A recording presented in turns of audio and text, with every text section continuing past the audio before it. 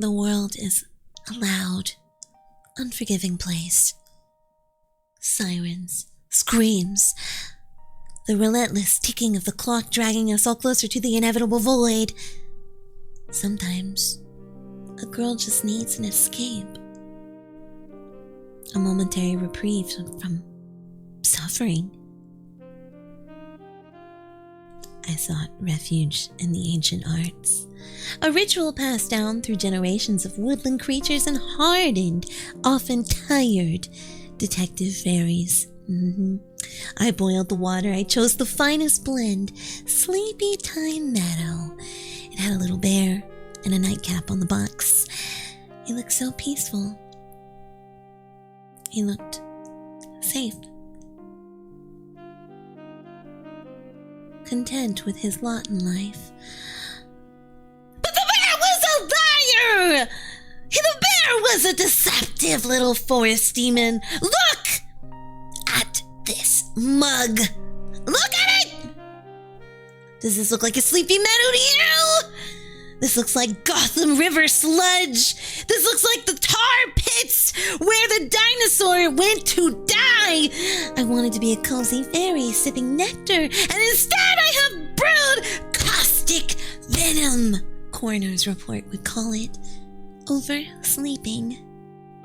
But I know the truth. It was a betrayal, and the prime suspect was time itself. The motive is what keeps me up at night. I followed the protocol. Steep for 3 to 5 minutes, the box said. A pronounced window of opportunity, a wide margin of error. 3 to 5 minutes? That is a lifetime! Do you know what can happen in 3 to 5 minutes? Civilizations fall. Stars can go supernova. I sat the mug down on my desk. I just wanted to check my notifications. I just wanted to queue up for one match of Marvel Rivals. Just one quick match to feel alive before my cozy tea time. And then the queue popped, and then we went in overtime, and then my teammate disconnected. Oh, it's just a few minutes, I told myself. The tea will just be extra flavorful. I was foolish! I was naive! You know, it's funny how quickly something sweet turns bitter when you ignore it. The tea leaves gave everything they had to the water, bleeding out all their flavor, and I just left them there, drowning in the dark. You wouldn't leave me drowning in the dark, would you, darling? You wouldn't put me on a shelf and go play a video game while I slowly turn toxic, because if you leave me too long, I just might ruin everything. I might become so bitter that you choke when you finally try to have me all to yourself, and you wouldn't want that, right? I had to interrogate the accomplice, the teabag itself. I took my tweezers, standard issue for removing splinters and extracting confessions. I reached into the murky depths of the mushroom mug. The water was pitch black, a total eclipse of the chamomile. I grasped the little string. It was limp, defeated. Look at it! It's swollen. It's like a bloated corpse washed up on the docks. You did this to yourself! You could have stopped releasing tannins at the 5-minute mark. You could have shut your pores, but no, you just kept giving. You have no boundaries. It's bleeding everywhere. The napkin is ruined. Everything I touch gets stained. I have total mastery in being a cute woodland fairy, and I can't even manage hot leaf juice! Uncle Iroh would be so disappointed in me. I am a disgrace to the Fire Nation and the cottagecore community. I even tried to save it. I put a little oat milk in. Do you know what happens when you pour oat milk into a hyper-concentrated acid bath of oversteeped tea? It curdled It separated into floating white chunks of despair, like little ghosts haunting the graveyard of my morning routine. I couldn't accept it. I refused to let the city win. If the pre-packaged bags were corrupt, I would go straight to the source. I would go loose leaf. They say loose leaf is better. They say it's the authentic way. The influencers in their little sundresses say you can just put a pinch of dried leaves into a cute little metal infuser shaped like a manatee. But the leaves are so small! They escaped the manatee. They slipped through the mesh. Have you ever taken a sip of what you thought was a soothing herbal remedy only you get a mouthful of wet, soggy debris? It feels like bugs. It feels like tiny, dead, wet bugs crawling down your throat. You're just drinking a cup of the forest floor at that point. You're drinking dirt and dried up caterpillar beds. Is this what it means to be one with nature? Swallowing the decay? Actually, maybe that's romantic, consuming the earth. Letting the rot become part of you. If I made you a cup of tea and it was full of dirt and bugs and my own hair, would you drink it? Would you smile and tell me it's delicious? You would, wouldn't you? You'd swallow every drop just to prove you love me, right? I was losing my grip. The caffeine and the tannins were poisoning my mind. I needed to face the evidence head on. I needed to do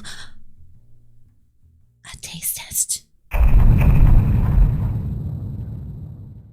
The mug sat there, cold now, ever so slightly below room temperature. The worst possible state for a beverage to exist. Not hot enough to comfort, not cold enough to refresh, just stagnant. A tepid dance with disappointment and mediocrity. Like my career before I met you. Pray for me! If I don't survive this, tell my subscribers I died doing what I loved. Making terrible decisions.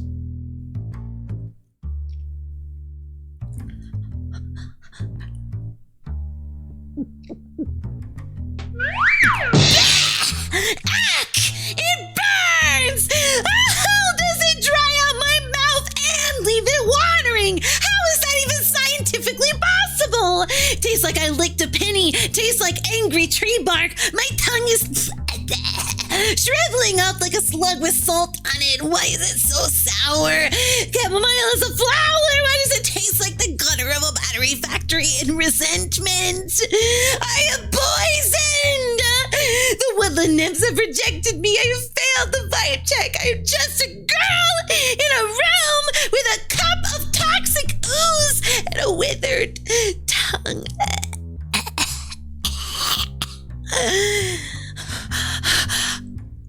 Well, if it's poison, then we should all have some. You can't leave me to suffer alone. No. Open wide. Here goes the airplane full of tannic acid. Drink it so we can both be dead inside together. It's a lover's self-slaughter by Earl Grey. I collapsed back into my chair. The taste lingered in my mouth, a harsh reminder of my own hubris. The mushroom mug stared back at me, feigning innocence, mocking me. I'm still going to drink the rest of it. The ultimate betrayal, not by the clock, not by the tea leaves, but by my own hubris, which sent me on a path to taste bud annihilation. I made this bed of nails and now I have to drink it. I am a detective who fell in love with her own prime suspect. Case closed. The only thing steeping here today was my own despair.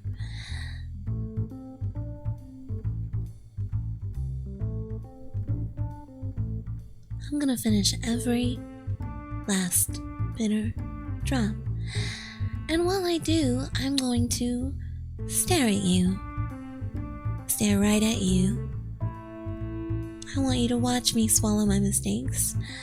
Don't look away.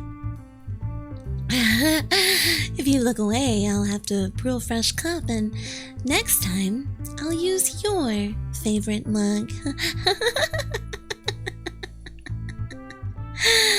Wait, did something just move at the bottom of the cup? Oh my god! Is that a spider? Did I just drink a spider?